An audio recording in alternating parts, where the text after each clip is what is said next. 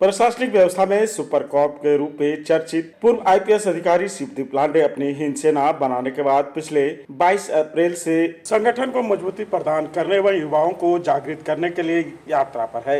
अररिया के बाद किशनगंज और किशनगंज के बाद अब पूर्णिया पहुंचे हैं। पत्रकारों से बात करते हुए पूर्व आईपीएस एवं हिंद सेना के संस्थापक शिवदीप लांडे ने कहा कि वे 22 अप्रैल से पूरे बिहार के दौरे पर है और हर जिले में जाकर युवाओं को मोटिवेट कर रहे हैं और उनकी समस्याओं को भी सुना जा रहा है। उन्होंने कहा कि बिहार में लाखों युवाएं बेरोजगार हैं।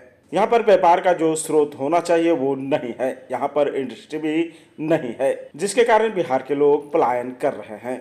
उन्होंने आगे कहा कि शिक्षा में काम करना अति आवश्यक है, जिसके लिए सभी को जागरूक भी होना पड़ेगा। उन्होंने एक सवाल के जवाब में कहा कि मैं नेता, विधायक या मंत्री बनने नहीं आया हूँ, मैं युवाओं को नेता बनाने आया हूँ।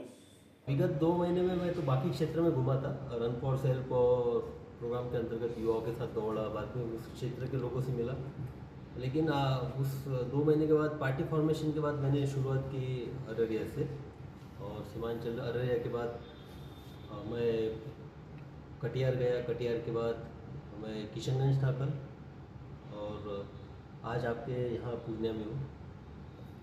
तो आज सिर्फ लोगों से मिलने का एक मेरा प्रोग्राम था, सब लोगों से जो आ रहे हैं। अभी तक 15-20 लोग आके मिल के चले गए, और वो सोशो डायनेमिक्स इक्वेशंस यहाँ पे बता रहे थे कि क्या समस्या है, यहाँ पे क्या होना चाहिए। तो वो काफ़ी एक लर्निंग प्रोसेस है मेरे लिए, और आगे की जो स्ट्रैटेजी बनेगी पार्टी के लिए उसमें उसका योगदान रहेगा। ये जो आम लोग, युवा, कुछ महिलाएं भी आई थी जो बता रही है अपनी समस्या, तो बस निकल गए। अभी युवाओं की खोज में निकले, और मैं हमेशा बोलता हूँ और आज भी बोल रहा हूँ आपके समक्ष कि मैं नेता बनने नहीं निकला हूँ। मुझे खुद नेता नहीं बनना है, मैं युवाओं को नेता बनाने के लिए निकला हूँ। क्योंकि यहाँ पे आप देखिएगा कि विधानसभा में भी देखिएगा 1.5 से 2% आपको युवा दिखेंगे। अब युवा है कौन? वो युवा ये है कि जिनके माता पिता, दादा वगैरह कोई पॉलिटिक्स में रहे, कोई मंत्री रहे, कोई MP MLA रहे, किसी के चाचा MP MLA मंत्री रहे। तो भाई आप लोगों को मौका कब मिलेगा? और यहाँ के युवाओं में एक जोश है, एक जुझारूपन है, मैंने देखा है, टैलेंट है। सब कुछ होने के बावजूद भी पता नहीं युवा जो एक टैलेंट है, जो उनका जोश है, राजनीतिक और क्यों नहीं मोड़ सकते। तो बस उसी का एक प्रयास है उन लोगों को लाना, हिंद सेना के माध्यम से उनको एक प्लेटफॉर्म अवेलेबल करवाना, और उनके पीछे खड़ा होकर उनको एक नेता के तौर पे बनाना। तो बीते 4-5 दिनों से आप सीमांचल का दौरा कर रहे हैं, ऐसे में लोगों का कितना रिस्पांस आपको मिल रहा है? नहीं, सबसे पहली बात तो है कि मैं अंदर से तो एकदम गदगद हो गया। कोचा धामन, उसके साथ बहादुरगंज, उस क्षेत्र में भी जब गया कि जहाँ की मैंने काम नहीं किया था। अररिया में तो मैंने काम किया था 2.25 साल तक, तो मैं समझ सकता था कि उनको मेरा नाम पता ही होगा। लेकिन वहाँ पे भी जब जैसे मैं बताता था, एक्चुअली फेस से नहीं जानते, जैसे लांडे बोलते तो उनको एकदम स्ट्राइक होता, हाँ SP लांडे आप यहाँ किशनगंज में एक हफ्ता के लिए आए थे। तो फिर एक्चुअली तब तो मैं मिल लेता था, बाद में सबका सब हुजूम आ जाता था मिलने के लिए। एक छोटा सा कोट करूँगा मैं एग्जांपल। मैं कुर्साकांटा में गया था, 2 बच्चे थे, एक 4 साल का और एक 7 साल का। 7 साल की बच्ची थी और 4 साल का लड़का था। तो मुझे 13 साल हो गए, मैंने वहाँ पे SP के तौर पे काम किया था अररिया में। तो उसमें जब उन बच्चों को पूछा गया कि मैं कौन हूँ, तो बोला कि पहले देखा, फिर बोलती कि आप शिवदीप लांडे हो। मुझे सरप्राइज लगा कि वो लांडे भी नहीं बोल रहे थे, शिवदीप लांडे बोल रहे थे, जबकि उसका जन्म भी नहीं हुआ था। इसका मतलब कि मेरे जो निस्वार्थ होकर काम करने की जो एक वहाँ पे कहानियाँ थी, आज वो कहानियाँ बच्चों में भी जा रही है। तो ये काफ़ी अच्छा लगा मुझे। आज राजनीति में क्या होगा क्या नहीं होगा एक अलग बात है, लेकिन जो मेरे कार्य के बाद जो वो जन्मा भी नहीं था, आज वो जन्म के बाद भी अगर शिवदीप लांडे के कार्यों की प्रशंसा कर रहा है, वो जान रहा है कि कुछ अच्छा काम किया, ये कहानी उसके पीछे, तो ये मेरे लिए सबसे बड़ा अचीवमेंट है मेरे लाइफ में। पार्टी फॉर्मेशन हुआ तभी मैंने बोला था कि हिंद सेना 243 सीटों पे युवाओं को मौका देगी, और उसी दिशा में मैं बढ़ा हूँ। और शुरुआत मैंने जहाँ पे मैंने काम किया है, जहाँ पे मैंने धरातल पे जाके काम किया पुलिसिंग का, वहाँ पे मेरा सबसे ज़्यादा फोकस रहेगा। लेकिन ये होगा कि अब मैं जब यहाँ सीमांचल में हूँ, तो आप बिलीव नहीं करिएगा कि आज ही मॉर्निंग में मेरे पास सीतामढ़ी से भी फ़ोन आया। हालांकि मैं IG के तौर पे वहाँ था, लेकिन उस तरह से SP के तौर पे नहीं था। सीतामढ़ी से भी फ़ोन आया, बाद में खगड़िया से फ़ोन आया, इनफैक्ट बेगूसराय से फ़ोन आया।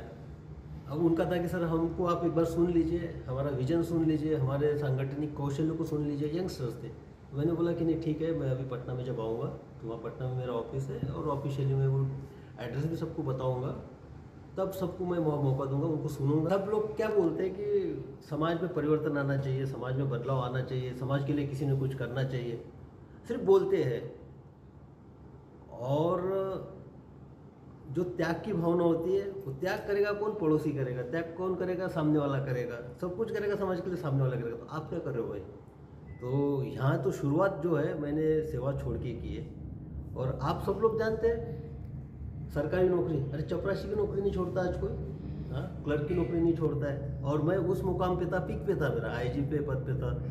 बाद में आगे भी मेरा प्रमोशन होता था, मेरे लिए बहुत सारी अपॉर्चुनिटीज़ थी। एक जो ऑफिसर के तौर पे मेरे पीछे एक नाम था जो बिहार ने दिया है।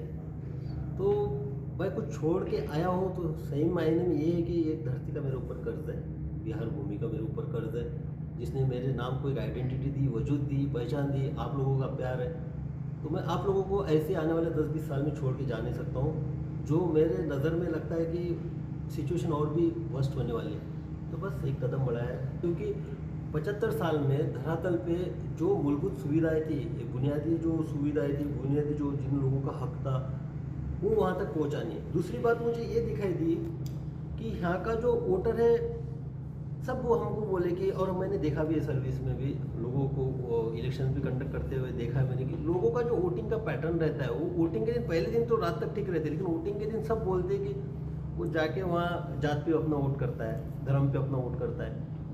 तो और मुझे बोला भी गया था कि ये यहाँ के साइकी में है। Shanti Niketan residential public school, pink city मोड़, रामबाग, पूर्णिया। हमारे विद्यालय से जुड़ेंगे तो आपके बच्चे का भविष्य चमकेगा, क्योंकि शांति निकेतन रेसिडेंशियल पब्लिक स्कूल ने लाया है आपके लिए गुणवत्तापूर्ण शिक्षा और संपूर्ण विकास का वादा। इस विद्यालय की विशेषताएं स्मार्ट क्लासरूम और नवीनतम तकनीकी शिक्षा, अनुभवी और योग्य शिक्षक, खेल कूद, कला और सांस्कृतिक गतिविधियों के विशेष अवसर, सुरक्षित और प्रेरणादायक वातावरण। यहाँ शिक्षा केवल किताबी ही नहीं बल्कि जीवन की हर दिशा में प्रगति का माध्यम है।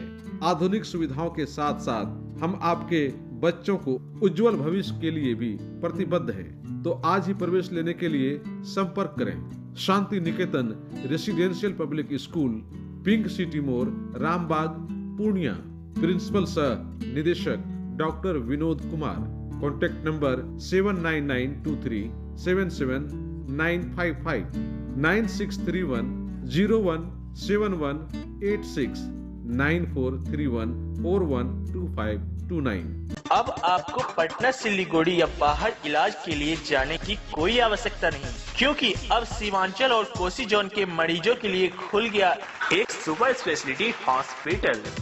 आपके शहर पूर्णिया के NH31 लाइन बाजार कप्तान पुल के पश्चिम में ambulance, treatment, admission, radiology, pathology, neurology and respiratory medicine, 4 bed का अत्याधुनिक डायलिसिस यूनिट और 20 बेड का अत्याधुनिक ICU और CCU। BPL कार्डधारी मरीज को प्रत्येक रविवार निःशुल्क देखा जाता है एवं भर्ती मरीज का रियायती दर पर इलाज किया जाता है। साथ ही प्रत्येक महीने के 5 तारीख को सामान्य रोगी को निःशुल्क देखा जाता है। Galaxy hospital and heart care centre, address NH31 line बाजार वेस्ट ऑफ कप्तान पुल, पूर्णिया।